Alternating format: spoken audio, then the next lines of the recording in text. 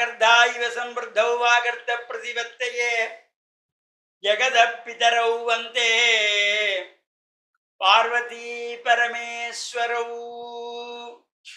ஓம் நமச்சிவாய. மேன்மைகள் சைவ நீதி விளங்குக உலகமெல்லாம். நோயற்ற வாழ்வே குறைவற்ற செல்வம்.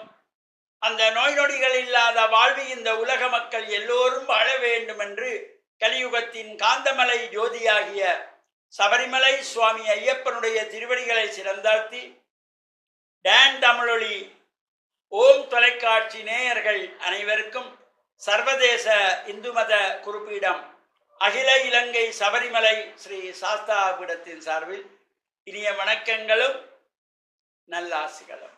என்றும் மங்களகரமான பராபவ வருஷம் ஆடி மாதம் 27ஆம் நாள் 12/8/2026 புதன்கிழமை இன்று மலர்ந்திருக்கின்ற இன்றைய பொழுதும் நம் எல்லோருடைய வாழ்விலும் எல்லாவிதமான சிறப்புகளும் கிடைக்கும் இறைவனை பிரார்த்தித்து பெரியோர்களை வணங்கியவருடைய அன்பையும் ஆசையும் பெறுகின்ற பொழுது எந்த நாளுமே நமக்கு நல்ல நாள். இன்று புதவாரம் என்கின்ற புதன்கிழமை ஒரு அற்புதமான நாள். அதிலும் இன்று பிதிர்களை வேண்டி சிரார்த்தங்கள், தர்ப்பணங்கள், தானங்கள் செய்ய வேண்டிய அமாவாசை திதி, ஆடி அமாவாசை. இந்த ஆடி அமாவாசையிலே அப்பாவோ அல்லது அம்மாவோ இல்லாதவர்கள், அப்பாவும் அம்மாவும் இல்லாதவர்கள் அல்லது தாத்தா பாட்டிக்காக இந்த விரதம் இருந்து தர்ப்பணங்கள் செய்வது, சிரார்த்தங்கள் செய்வது, தானங்கள் கொடுப்பதற்குரிய சிறந்த நாள் இந்த ஆடி அமாவாசை. இந்த வருடத்திலே ஒவ்வொரு மாதங்களும், இந்த 12 மாதங்களுமே அமாவாசை வந்து கொண்டிருக்கும். அதில் இந்த தை அமாவாசை, புஷ்ய அமாவாசை, அதே போல் இந்த ஆஷாட அமாவாசை, ஆடி அமாவாசை, அதே போல் புரட்டாதியிலே மகாலயபக்ஷ அமாவாசை என்று இந்த 3 அமாவாசைகள் மிக முக்கியமானது. இது பலரும் இந்த ஆடி அமாவாசைக்கு மட்டும்தான் செய்து கொள்வார்கள். தை அமாவாசை, ஆடி அமாவாசை, அதே போல புரட்டாதியிலே மகாலயபக்ஷ அமாவாசை, இந்த 3ம் முக்கியமாக தவறாமல் பிதிர்களுக்குரிய கடன்களை நாம் செய்ய வேண்டும்.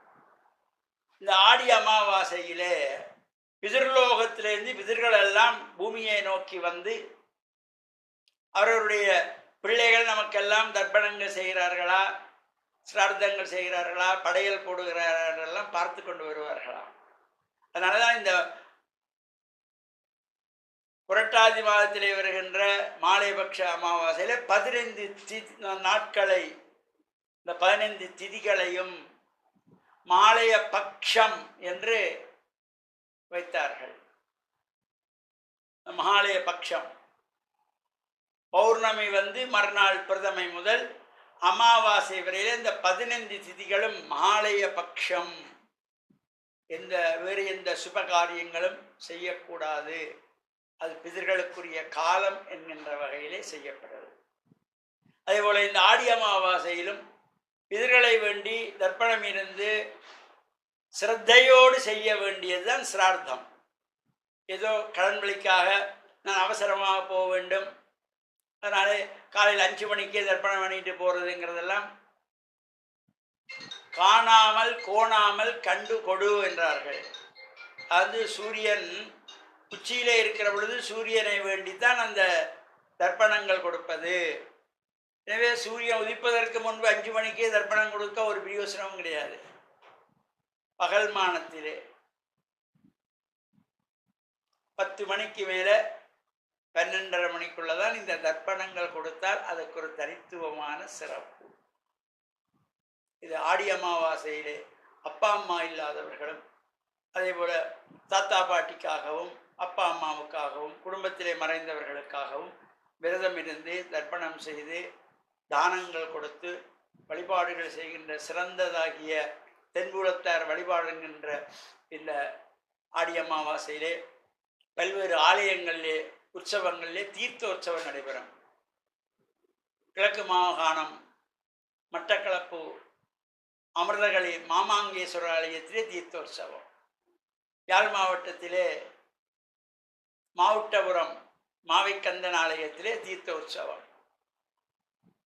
சங்கானை ஓடைக்கரை சிவன் ஆலயத்திலே தீர்த்த உற்சவம், இவ்வாறு பல ஆலயங்களில் தீர்த்த உற்சவங்களோடும் இது நடைபெறுகின்ற சிறப்போடு கூடியதாகிய இந்த ஆடி அமாவாசையை நாமும் விரதம் இருந்து இறையருளை பெற்று மண்ணில் நல்ல வண்ணம் வாழ டான் தமிழொலி ஓம் தொலைக்காட்சி நேயர்கள் அனைவருக்கும் சர்வதேச இந்து மத குருபடத்தின் சார்பில் நல்லாசிகளை கூறிக்கொள்வதில் மன மகிழ்வு கொள்கிறோம். சர்வே ஜனாஹாம் சுகினோ பவந்து சமஸ்த சன்மங்களானி சன் சுபாம்.